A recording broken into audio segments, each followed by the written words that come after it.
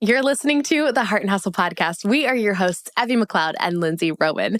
Welcome to another show, my friend. We are so excited to have you here. And let me tell you, this is about to be Nerd Evie going off in today's episode and geeking out through the entire conversation. So just prepare yourself for that. And if you are a woman or someone interested at all in supporting your body, your hormones, having healthy energy and focus and health, you need this episode. So we are about to dive in and talk with Fallon Lee today, and it is about to be so incredible. Now, if you don't know who Fallon is a mom to 3 boys, a wife to her college sweetheart, and a kitchen creative turned business owner out of Dallas, Texas. She launched Fallon's Table to help bridge the gap between nutrition, easy kitchen prep, and delicious food. And she offers meal plans and recipe books on her website and loves to walk alongside and encourage women in their pursuit of making peace with their bodies.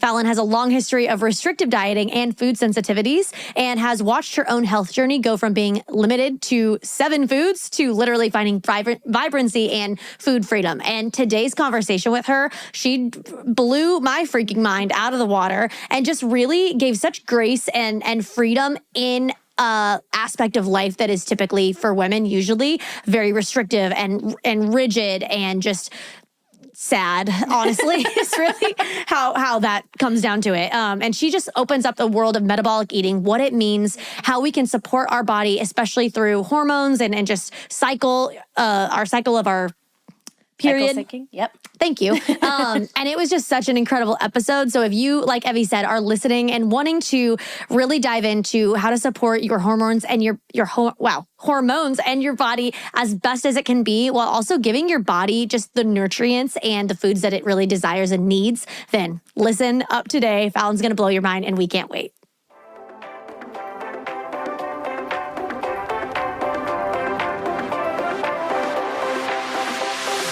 Hey, I'm Lindsay Roman. And I'm Evie McLeod, and we are family and legacy-focused serial entrepreneurs and the founders of the Heart University, a business education company with a mission to help you thrive in your business and life. Welcome to our Entrepreneur Cocktail Hour, where business and marketing strategies meet faith, real talk, and raw and life-changing conversations. At the end of the day, we are all in this together, figuring out how to navigate the ups and downs, the messy and the beautiful, and everything in between.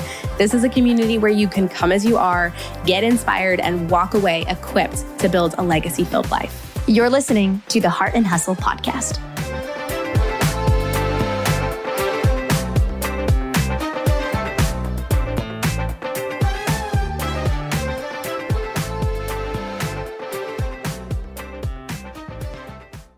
Fallon, welcome to the Heart and Hustle podcast. We are so excited to chat with you today. Thank you. I'm so glad to be here. Oh my gosh. I am ready to learn all the things from the wisdom that is you. Well, that's kind. The wisdom that is indwelling in you. Yes, that is indwelling in you. I just don't know hardly anything about this topic. You probably know a little bit more than me. So I'm excited to learn. I feel like I know nothing compared to Fallon, although this is definitely one of my nerd languages. Talk to me about marketing, productivity, time management, and female hormones right now. And I am Let's go. Light up. So I love it. Let's share, Fallon, maybe a little bit for those who are like, who's this chick? Or maybe know a little bit, maybe know your bone broth hot chocolate recipe. Maybe Wait, like, that's for sure. This is Fallon. This is the woman. Wow, that was a that. life-changing recipe that I got from you, that you got from her. Okay, I'm great. so glad. Yeah. I love it. Well, yeah, for anyone who's maybe not familiar with you, would you be willing to share a little of yourself, your story, what you're passionate about for our audience today? Absolutely. So my name is Fallon. My business is Fallon's Table, and I exist primarily in the Instagram sphere. That's kind of been my little internet home. And I have been in the Instagram world for, I don't know, maybe 4 years now, but it was kind of a slow transition from, I've cared about health for a long time. And that was really kind of birthed out of my own diagnosis of Hashimoto's. And my sweet second son was just really, really sick as a baby, had full body eczema, just, worst cases doctors had seen. And so we were just kind of this medical mystery, and we cycled through so many practitioners and appointments and medicines and all of this. And neither of us felt like, we were really making any advancements. And so eventually I found the world of healing through food. And so we started to dive in. I say we, my little son was like, he was so tiny. I forced You're like him dragging into it. him along the journey. Exactly. We did it together. But I started kind of diving into what it looked like to heal through whole food. And that was not something I ever really knew about. Like I mean, you know, my mom cooked at home growing up, but it wasn't like we were eating whole foods and organic. Like we got Chinese takeout like every weekend. And, you know, it's like we didn't have this like hyper awareness of nutrition. You know, I think they thought they were doing the best they could for like a 90s kid that also grew up on like toaster strudels and all that lovely stuff. Hamburger helper? Anybody? Hamburger helper. Exactly. Yes. So much food dye, so many questionable ingredients. And so I just had no idea what I was getting into. And then the more I learned, the more I was like, oh my goodness, this is going to be just an entire life change. And so we just kind of stair-stepped into this world of holistic wellness, and it was really beautiful and healing. And I crossed this threshold at some point of getting like way past the initial healing entrance into this like restrictive world where I could not stop cutting out foods. And it was like, I had convinced myself that if I only can like eliminate symptoms and cut out enough things, then I will be healed and be better. Because, you know, the healing through food world is beautiful, but there's also a lot of like, don't eat this and don't eat that. And like, here's your list of things and here's the no list. And so I very much got sucked into that. And so at one point I got into a season of being able to eat 7 to 10 foods. And that's not an exaggerative number. Like I could, you know, probably list off like it was a small number of food. And so I just really struggled for years and years. I was really undernourished, super underweight, was eating hardly anything because I just couldn't without feeling like I was just reactive and symptomatic. And so eventually you know, it's kind of this could be a whole separate podcast on its own, but there was kind of a series of events that really expedited my healing. I did some brain retraining and started focusing on like emotional health and my view around food. And then I really do think that the Lord brought a lot of healing to me, like as I kind of pursued this, you know, gut healing approach of like, you know, think of what you'd see in like the paleo world where it's like bone broth and like grass-fed meats and collagen and gelatin. Those are fantastic things. I was missing, I think, some other key components of what I believe nourishment to be now, but I did have a really good, like solid foundation that I wasn't like eating processed food and I wasn't, you know, eating out all the time. I was cooking at home with like organic quality ingredients. And so I kind of eventually just found this like surge of healing after I had my third son was a little home birth baby, and it was beautiful and wonderful. And something about that experience just really brought a lot of healing to me. And so from then, I just found my diet kind of opening up, that I could start to eat dairy again, and I couldn't have, you know, coffee and chocolate and all these things for like 5 years. And I was so sad. I mean, I would just cry all the time. And that's not an exaggeration. Like I remember my husband would get, I don't know, a cup of coffee from somewhere, and I'd just be like, this is so sad. I know. I mean, bless him. He's great. He had to survive too.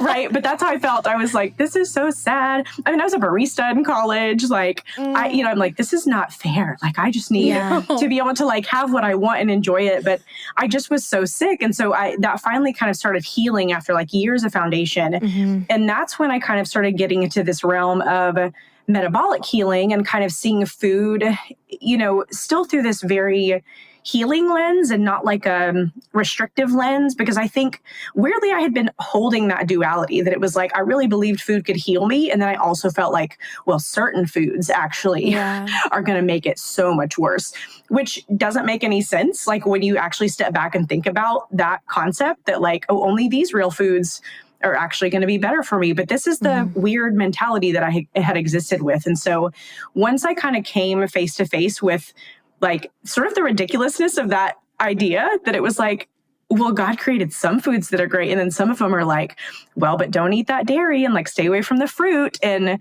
once I kind of realized like this doesn't actually align, and I started pursuing some of those more like ancestral food freedom principles, I mean, my healing just like skyrocketed. I came off my thyroid medication almost immediately, healed my relationship with food, this makes it sound very succinct and simple. People sometimes are like, oh, I wish I had as simple of a journey as you. And I'm like, no, I just am trying to condense. So don't hear that it was like, I woke up one day overnight. When I started like, exactly. That's not what it was. But like genuinely, there is an element of it that once I started eating enough, I mean, I was under eating overall, and then also under eating, carbs and just really like filling nourishing foods. Once I started to include those again, I mean, my healing just like, it really did take off, not overnight, but it definitely was a very quick progression of healing.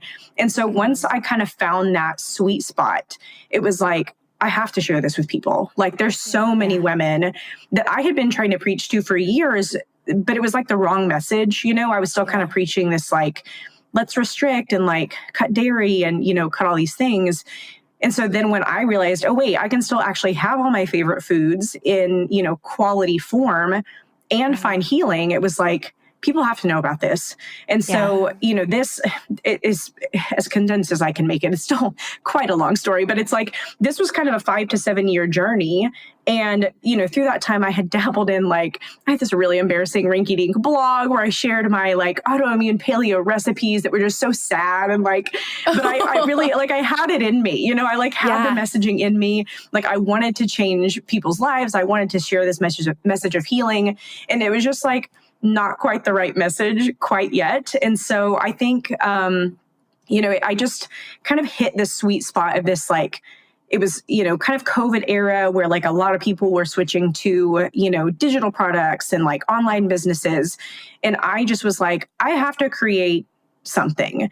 And so my digital baby is my meal plans. That's kind of where my business got its start, is that I started creating meal plans that are calorie specific to help women, make sure they're eating enough. And then like, here's an example of like how to balance your food. Here's nourishing foods. And, the meal plans really just like, it resonated with people, they wanted that freedom, that approach of like, there's brownies in this, like there's ice cream in this, like you are not going to feel like you're missing out. And then you're also going to find just this beautiful healing. And then from there, I dove into cookbooks because recipe developing is really like my heart. I did the meal plans and I love them. And I put recipes in there because I'm like, I have to, like the recipe creation is really, I feel like the heartbeat. But paired with like wanting to see women thrive and like feel good and, feel good in their bodies and feel confident in their choices. And so that's kind of, where I am today, is that now I have the 2 cookbooks and my meal plans and just kind of this ministry to women to help them, fuel themselves with good, nourishing food that they enjoy and just to find like peace and freedom with that. Oh my gosh. I have so much to say. So first of all, your thyroid is what, or sorry, not thyroid, Hashimoto's is what kind of was the catalyst to get you into this, correct? It was, that and the sickness of my son. It was, as a mom, it's like you're so back burner. And so I honestly, I think about this and say this often, that I genuinely believe the Lord used my son to heal me because I was so sick and I had gotten my diagnosis before we really dove into his skin issues. And it wasn't until his issues that I was like, oh, I have to change, because I was nursing him at the time. And then through that journey is what, brought about my own healing. So it's really beautiful that like, it was so hard to watch my little one suffer, but God was so kind in that to like use his journey to actually bring healing to me. So it was like, I wasn't motivated enough by my own sickness. It was like, my son is really what gave me the motivation to change. And now I'm just so thankful. Both of those things. So the reason I asked that is because my mom has Hashimoto's, and you just gave me, I can say this because this will air after Christmas, you just gave me a great Christmas present idea for her. I will get one of your recipe books. I love that. Here, I'm honored. Let's dive into the term like pro-metabolic eating, because that's kind of, that's what we're talking about. But can you like define that for somebody like me who's like, I'm sorry, what? We're talking about food, but like what? Absolutely. Yes. And I want to like give the caveat first that this is such a funny realm, because I think everyone kind of puts their own spin on what they'd like to say the definition is. And so I want to say, I will give you my definition of like, here's how I approach this realm. And I think first and most importantly is that, the pro-metabolic world is largely influenced by the work of Dr. Ray Peat, who was a biologist and, kind of created, or maybe just I don't know, gave a snowball effect to this idea that our bodies need nutrients that are usable. And so you guys might have heard the term bioavailable. That basically means like the amount of nutrients that our body is actually absorbing when we eat food. And so, it's based on this idea that the way that we pair our food matters and what we eat and how we eat matters. And it's much less about a list of like yes and no foods than a lot of like, I wouldn't call pro-metabolic a diet. I know that, if there's a name for something, like people want to call it a diet. And so I always want to have my own verbiage just very much represent like lifestyle and like ideology, because people are always like, but what foods do I eat? And I'm like, I mean, I can tell you that too, but I don't want to, pigeonhole us into like something, where it's just a list of things. But it is a methodology that honors bio-individuality. And I think really at the core of pro-metabolic pursuit, it prioritizes nutrient-dense foods that are easy to digest and that have been present throughout history. Because I think that's a big part is that, we see a lot of kind of like fads that come up and you're like, I mean, were people eating this hundreds of years ago, like on a regular basis? And I think that's a really important component of this. And I think too, it's important to clarify that, I feel like our generation, especially, we grew up hearing the word metabolism in terms of like, how skinny are you and how easily can you lose weight? But the metabolism, by definition is the sum of all of the chemical processes happening in our body. And so really, it's actually our whole body health. It's not just like the metabolism is this like separate component, like it's our entire body and our entire health. And the way this fleshes out can go against a lot of like modern health and, female diet trends. And so we can get into those discrepancies if we have time, but yeah, I mean, simplified pro-metabolic eating is like, how do we nourish our body on a cellular level in a way that is also historically honoring? Yeah. I love this so much. I have so many questions. I have a tea-filled question, but I'll wait for it. I feel like at this point, I want you to almost ask any defining, like, I don't know if this is a defining question. This is a tea-filled question, but we might get into it. Great. Well, when you said fads and like, especially for women, like, I want to know about like Weight Watchers. I want to know about keto. I want to know about fasting. Like I hear so many opposing, or what else is like the era paleo. Like there's so many Whole30. Like there's so many different things, and maybe half of those are like diets. I actually know all of them. I think.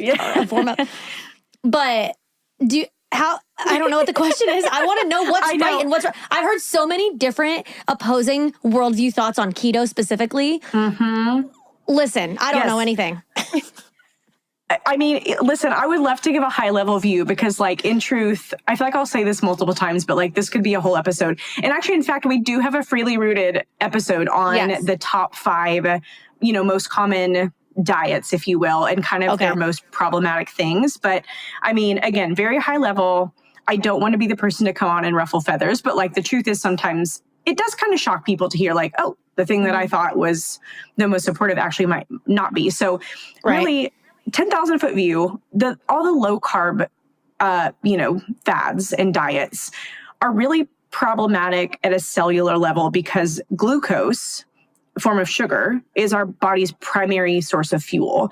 And so when you remove that, especially in these large amounts, like something with keto, I think there's like a range of carbohydrates that, we're not looking to consume like 100% of our diet in carbohydrates. And I think that's where people kind of misunderstand the pro-metabolic diet. You just came for people with that.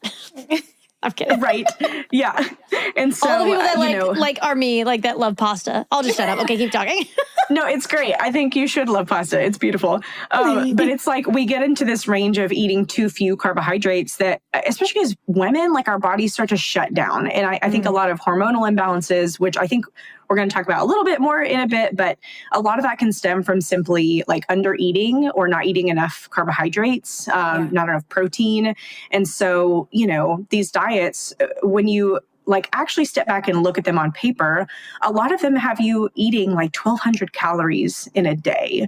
And a lot of like actual dietitians and nutritionists will recommend a plan like that to women for them to eat like 1,300 calories in a day, which is the range for like a young child or older toddler. And so as grown women, it's like, it's no wonder our bodies are falling apart because we need a lot more than that. So anyway, that's kind of just on the low carb bit. But again, I could get into all of them separately, but I don't want to like drain this whole episode with just that. No, it's okay. But, I loved your succinct answer of go listen to my podcast. That was perfect. Yes. For sure. Yeah.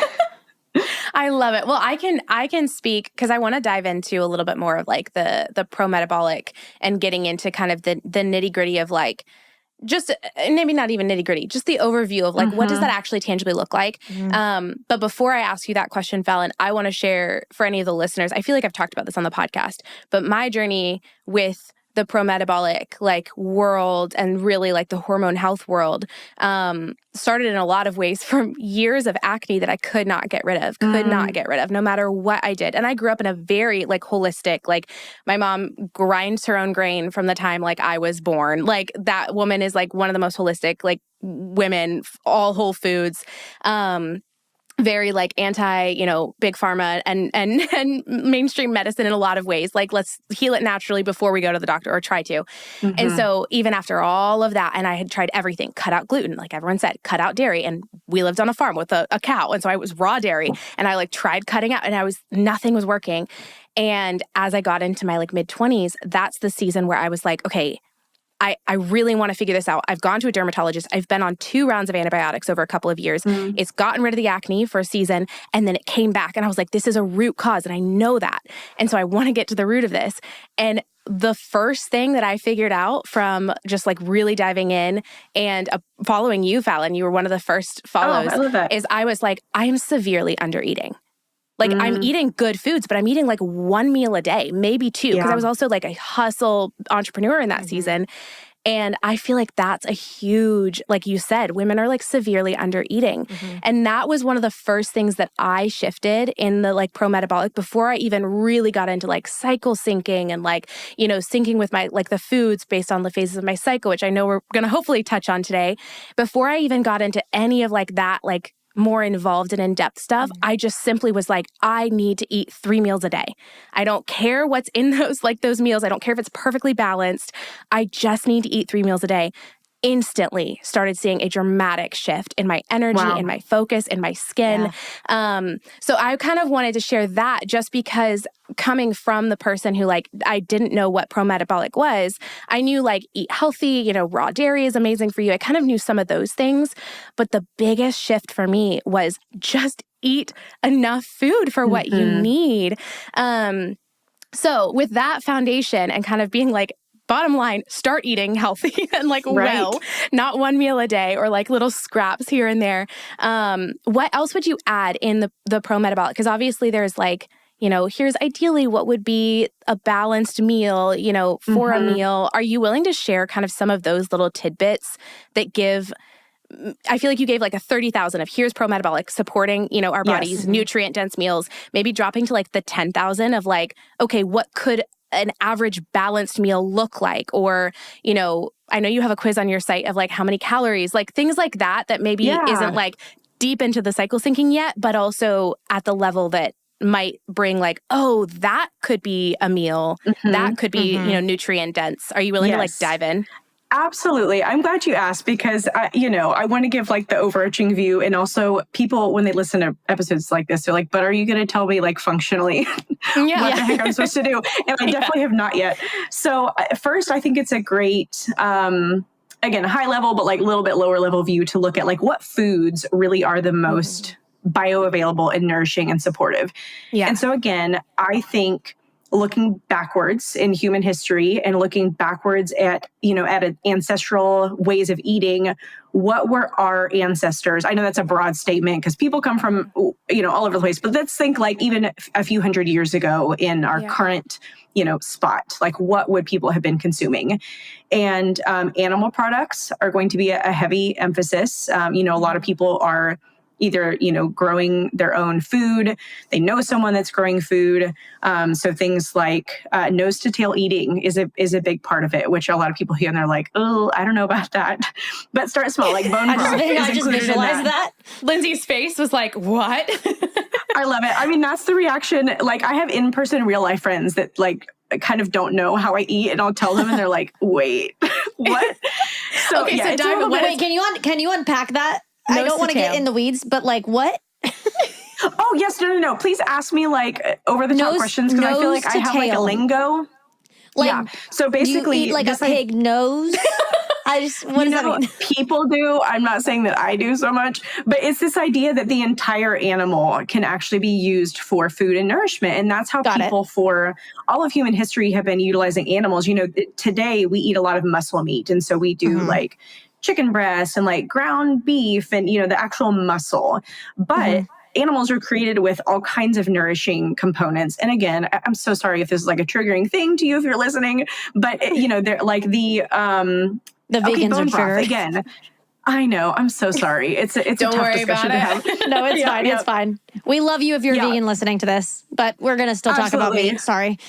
For sure. Let's just say this is how I approach nutrition, and how a lot of humans for hundreds of years have approached nutrition. But, you know, the whole animal was designed to give nourishment. And so, you know, there's a big movement to like eat liver and take like desiccated liver and, you know, desiccated organs. And like, there's a reason for that. Those things are just jam packed with nutrients. Liver is the most nutrient dense food on the planet. Like when you get it, you know, organic, grass fed, like it is just chock full of usable vitamins. And so, you know, eating the entire animal, like, and this, I know it sounds overwhelming if you've never heard of this, but there are a lot of good companies that make like primal blends of meat. And so they'll do like a little bit of heart and a little bit of liver, but it's mixed in with muscle meat. And so it's like palatable.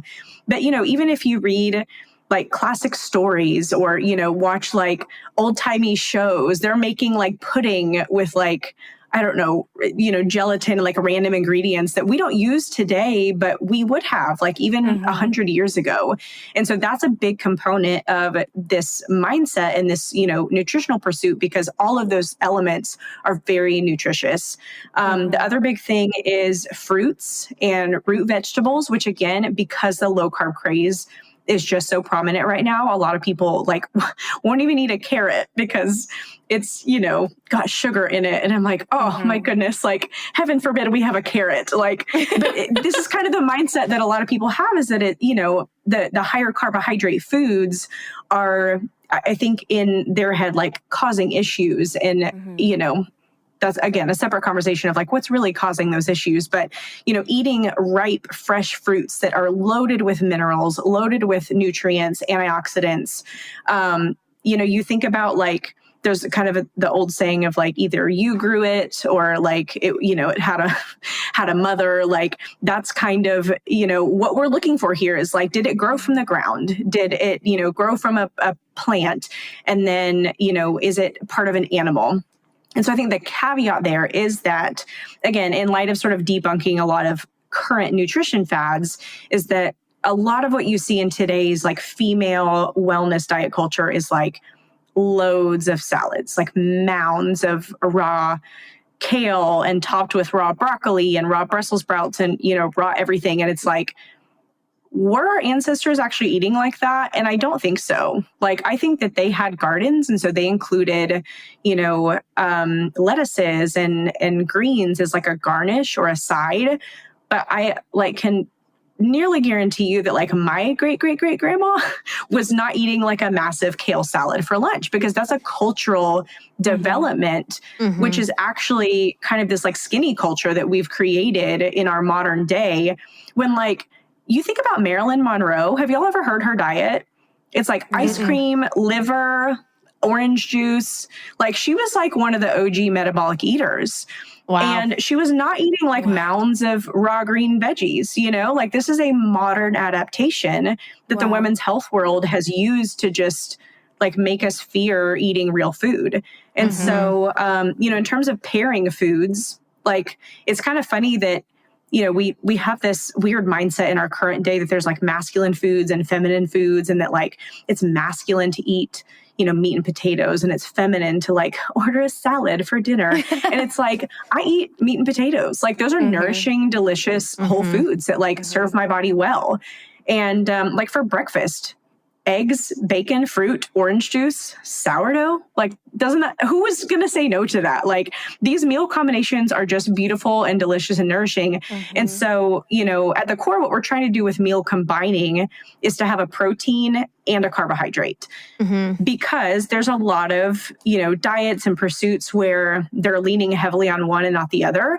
And that's where, our blood sugar and hormones can get kind of out of whack, because protein has a blood sugar lowering effect. Carbohydrates have a blood sugar raising effect.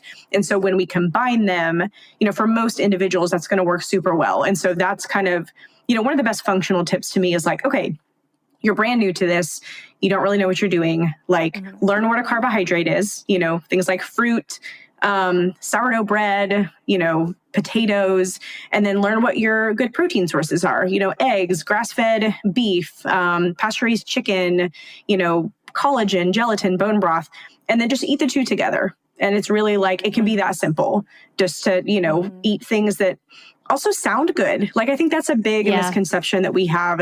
There's all these, I don't know, maybe wellness advocates or influencers that are just kind of like, well, you just shouldn't really enjoy your food. Like, you just have to kind of eat what you know is good. And I'm like, no, I don't. I think the Lord created food to be enjoyed. Like, I think that we wouldn't have to have food if it wasn't supposed to be a source of nourishment and enjoyment. And so I think one of the most like compelling arguments to me is like thinking about, what are my children, or like children in general, like what do they naturally flock to? And most, young kids, toddlers, before they are heavily influenced by current, diet culture and health standards and what have you, they want things like fruit, cheese, bread, potatoes.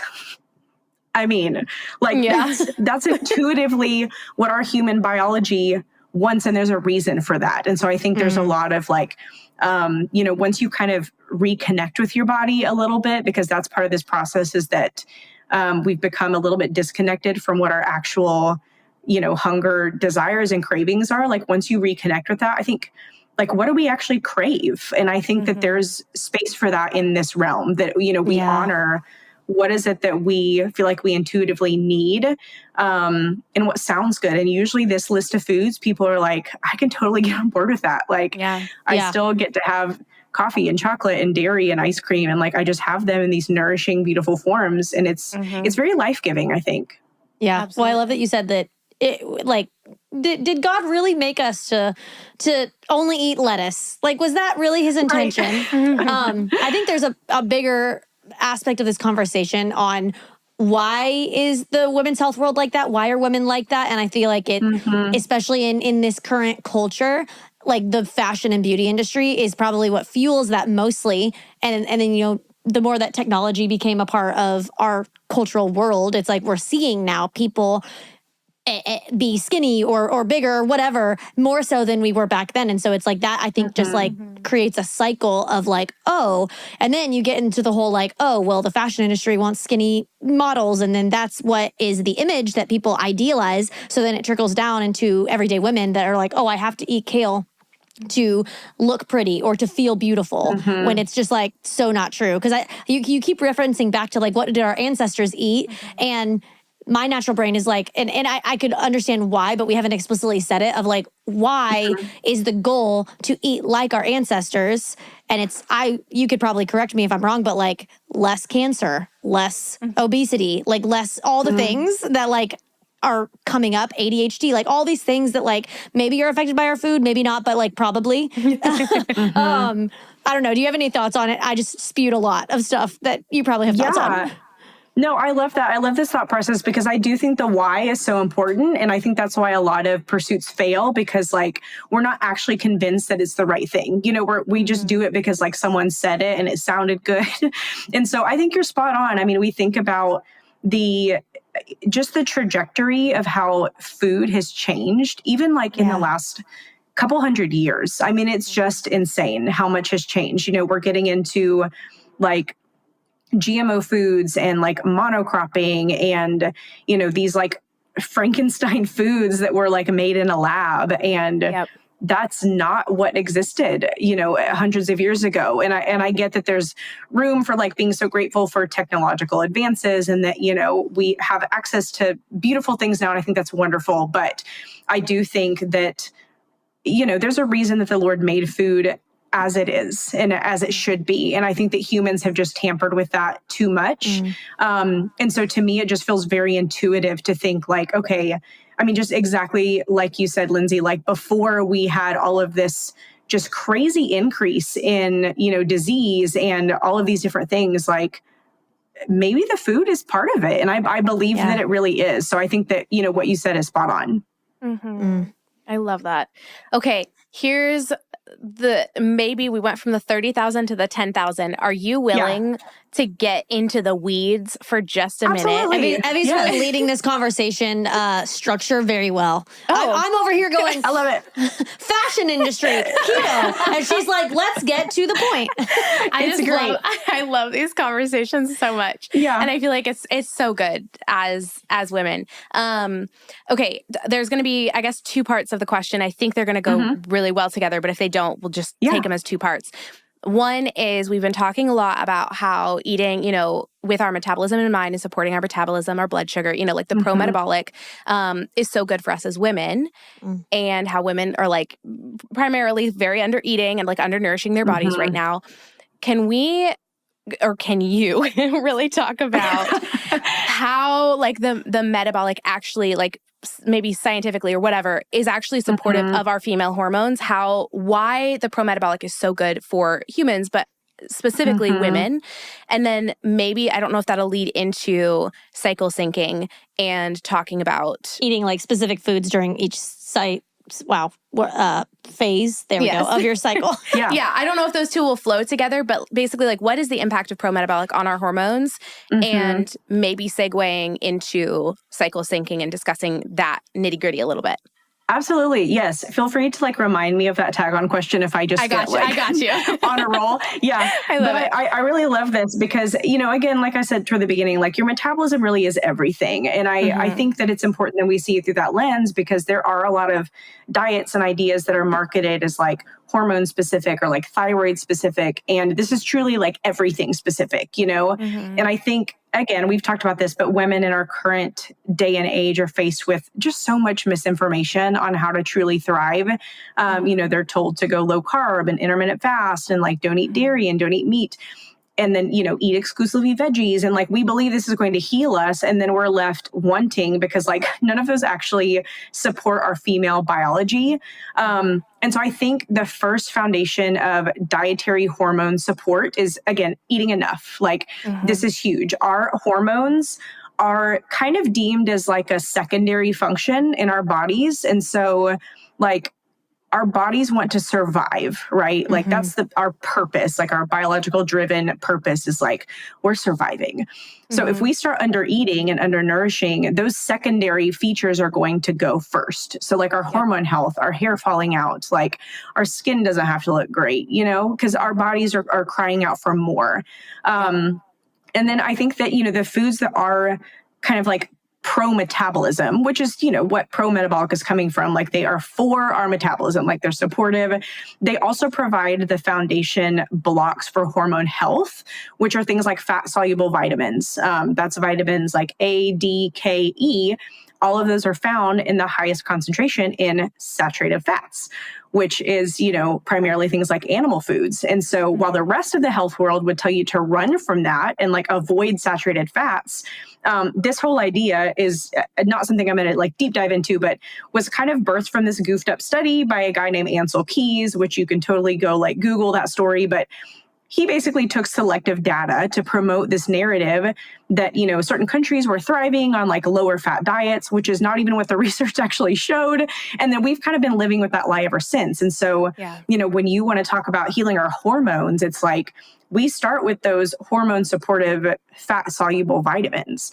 And so, including things like organic raw dairy and, or even just organic dairy. I know people are like kind of debating right now, do I want to dive into this? And it's like, even just start with organic, and like grass-fed beef, like all of those are so hormone supportive. And then again, carbohydrates, like we need carbohydrates to help regulate our production of, our two, sort of primary female hormones being progesterone and estrogen.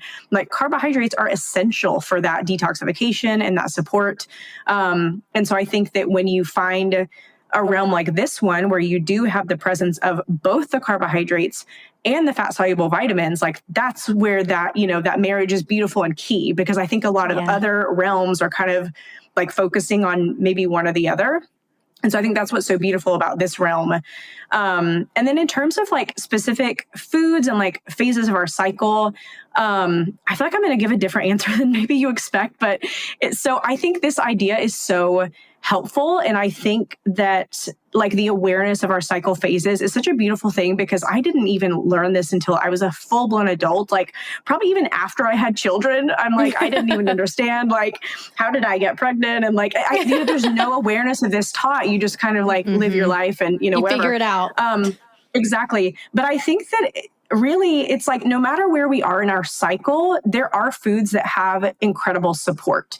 And so I think that like, yes, there are foods that can support us better, but I do think some people have kind of capitalized on this complicated idea that like, we should be seed cycling and we should like, I think no matter what, we have to keep our ancestral and biological needs in mind. And so, I think things like the raw carrot salad is kind of one of the more recognizable terms from this realm, which is something that was coined by Dr. Ray Peat, and it's great for your hormone balance and, balancing excess estrogen.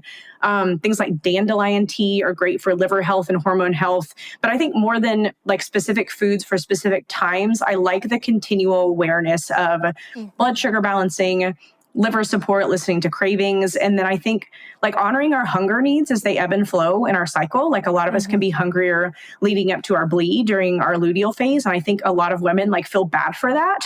They feel bad that they're like craving chocolate, during your bleed. And it's like, no, your body just probably wants magnesium and maybe some carbs and some copper. And like, you shouldn't feel bad for that. That's, something that your body intuitively is asking for. And so I don't know. I love the awareness of cycle phases. And I think this is just like a way under discussed topic.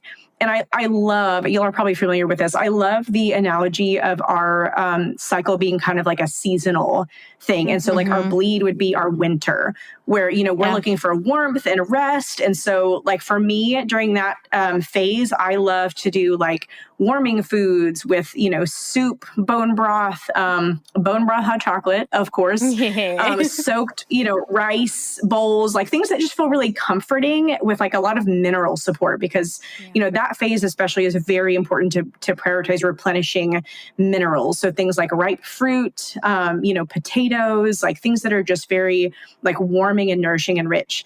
And then, maybe closer to ovulation, we prioritize things that are a little bit like lighter. This is a great time for the raw carrot salad, although, every time is a great time for that. But, during ovulation, our estrogen is kind of at its highest. And so I think that's a great time to do the raw carrot salad to help kind of balance those hormone levels out. And then I think like ultimately my message is like, listen to what your body needs during every single phase of your cycle. And I bet if you listen well enough and honor your body, like you will hear those answers. Yeah, I love that. I think it's so good that your answer was essentially, which I love this, is like cycle syncing is amazing. And being aware of the different phases of our cycle as a woman and how we can understand what our hormones are doing and keep in mind supporting them, leaning into more rest, more like energy, more, whatever. But at the core, it's like the baseline, how can we just seek to nourish our bodies no matter where we're at, no matter, what time. And I think that when I've like had conversations with friends and they ask questions about like, pro-metabolic or like my hormone healing journey or whatever, and they ask me all these deep questions, they're like, well, what do you think about seed cycling? What do you think about, this and this and this? Because there's so many layers, like you're pointing out, like there's so much, and it can get so in depth, and you can go so intense with cycle syncing. And I have always just been like, I integrate one thing at a time. Like I started with just eating 3 meals, and then it was okay. Let me start with an adrenal mocktail, and then it was okay. I'm going to integrate beef organs, and then it was like okay, let me get some minerals, and it's like slowly. I've done phases where I've intensely like cycle synced and like I meal planned based on the type of food for my cycle. And personally, I've found that that's harder for me than just consistently having some staple go-to recipes that are just supportive of like nourishing. And not that I like won't continue to, seek and maybe sometimes throw in a recipe and if I know, whatever. But I no longer so intensely cycle sync my foods because it was overwhelming me. And I noticed that I wasn't meal prepping anymore because I was like so overwhelmed by it because it was too much. And I had to pull back. So I've told my friends, I'm like, just do what's manageable. Just start small and start with something like you're saying, the baseline of just how can I nourish my body, month round, and not even getting into the weeds sometimes, especially when you're just starting out. I think that's like life-changing because it can be overwhelming, like getting into the women's hormone space because there's so much that is so good and it can be like so powerful and so amazing, but it can also be so overwhelming and feel like, okay, wait, so beef organs and minerals and adrenal and raw carrot salad and this and I need to change out my beefs and I need to find raw dairy and I need to, like, it can feel so overwhelming. And so it's like, personally, my experience and what I tell my friends is like one thing at a time.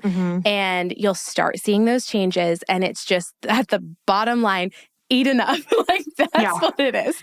Yeah. No, I think that's beautiful because I think really, I don't know if everybody would say this, that is kind of promoting this approach. But for me personally, the aspect of attainability and grace is just so huge because I think our emotional journey with how we are healing our body is also very important. And so I think like the belief in what we're doing is very important. And the, I guess the capacity to do what we're doing is very important. So it's like, I think you could be doing, everything like right on paper, but feel super stressed out that you're having to keep up with this checklist. And then it's like, is it actually supportive to be doing that? And so I think that what you said was just so great because it's like, it has to be attainable. It has to feel like, this is a good balance for me, or otherwise it's kind of like, I mean, is it really even helping if you just are like stressed out and questioning all the time? I don't think it is. Yeah. I'm going to ask the question that is on this topic for people that are listening that are not in this world. So like all the girlies and the mannies that are sitting where I'm sitting and they don't really know anything and they're hearing y'all talk back and forth and they're saying, what you just said, I'm like, carrot salad, can you give me the recipe or send me a link where I can find, like, why is that important? You said something about seeds. Seed cycle. Yeah. Don't know what the heck that is.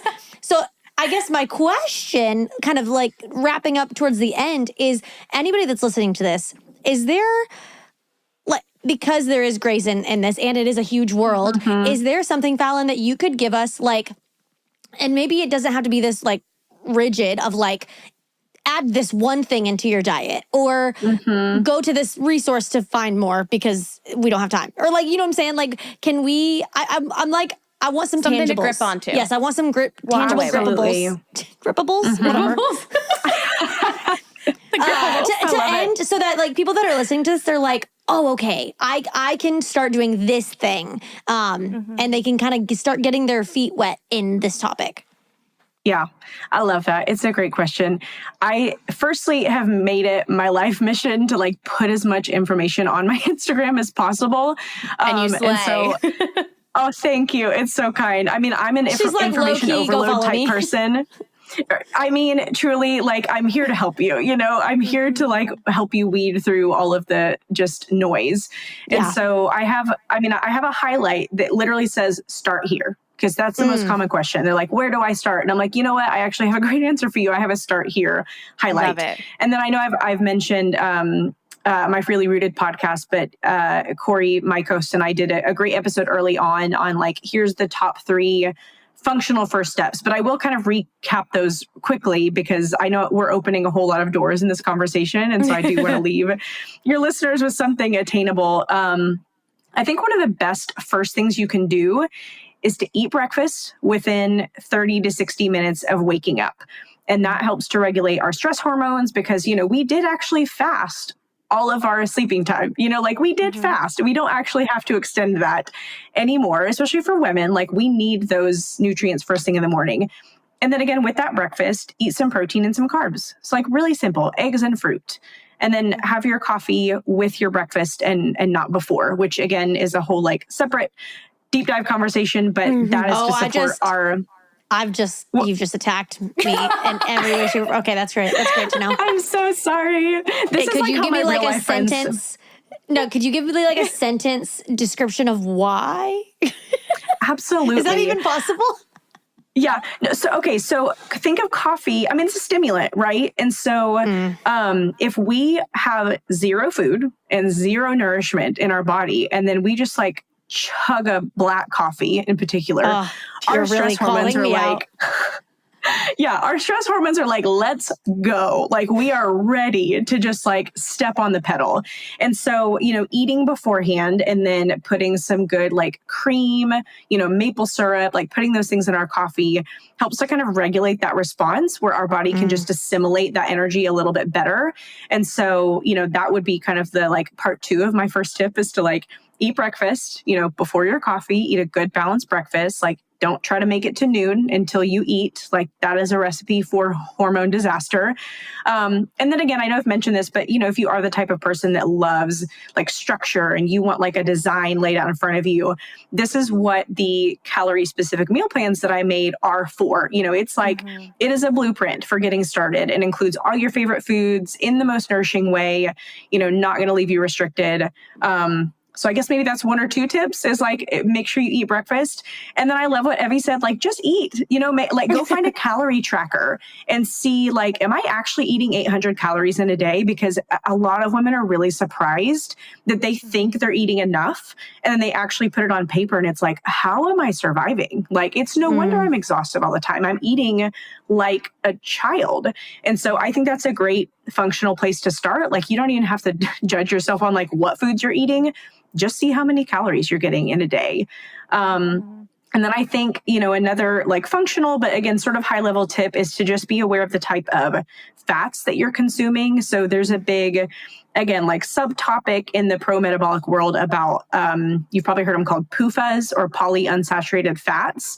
And these are those like really refined oils like canola oil, vegetable oil, Crisco, margarine, like sunflower oil, those things that have kind of been marketed as healthy are actually causing a whole lot of havoc inside of our bodies. And, saturated fats are very stable inside the human body because these fats, their chemical structure is, polyunsaturated fats basically go rancid when you expose them to light and heat and oxygen.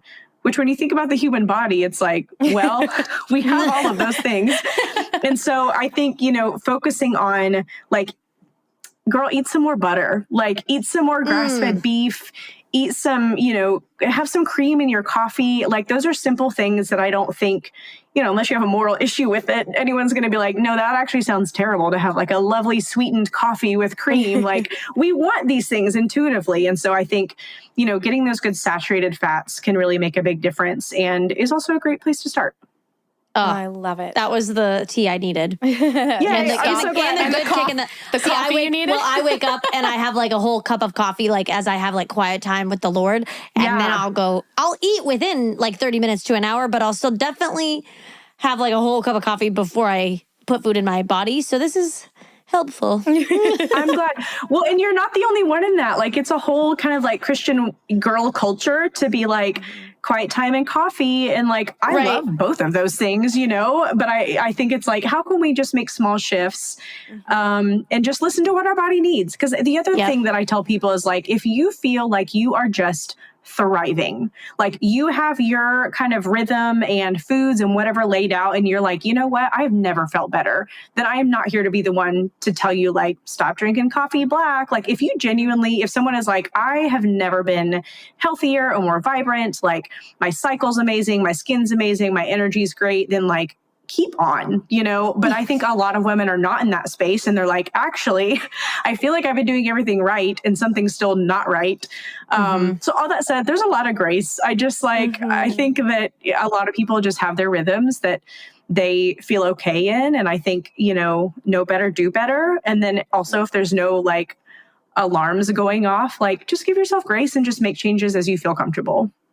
So good. I love it. Okay, Fallon, I know you've mentioned your podcast, your Instagram, your meal plans, which by the way, have your meal plan and still need to buy your cookbooks. Your pork skillet recipe is a absolute staple in my house. My husband and I that makes me so happy. Love it. We make that. We've made it with lamb. We've made it with like so many different things. We've spiced it up. It is so good. That is awesome. Thank you so much. So for anyone who is hesitant or being like, maybe I should get a meal plan. Stamp of approval. Stamp of approval on all of Fallon's recipes.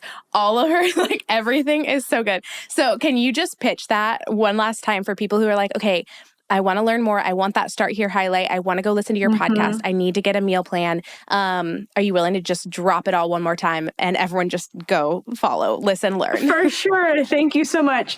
So my Instagram handle is Fallon Danae, which is my first and middle name. A lot of people are confused by that because Fallon is also very much a last name and Danae is a first name. And anyway, so it's Fallon Danae. And then my business name is Fallon's Table. So I do have those links in my Instagram. But if you're like, I don't do Instagram, I just want to go straight to the website, it's fallonstable.com. And there, I have the meal plans. I've got a quiz that you can take to figure out, exactly how much you need to be eating.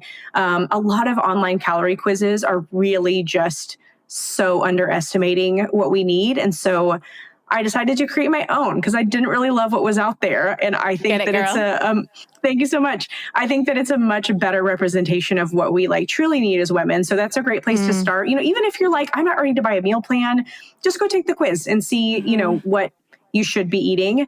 I have a few other free resources on my site. I have a free download with some of the top 5 most supportive foods. I'm just pulling up all your free resources. I'm just straight up shopping. I'm like, okay, Christmas for myself and my mom. There you go. I mean, as an aside, I did just launch a gift cards, which I'm really excited about. I didn't know that was a thing I could do.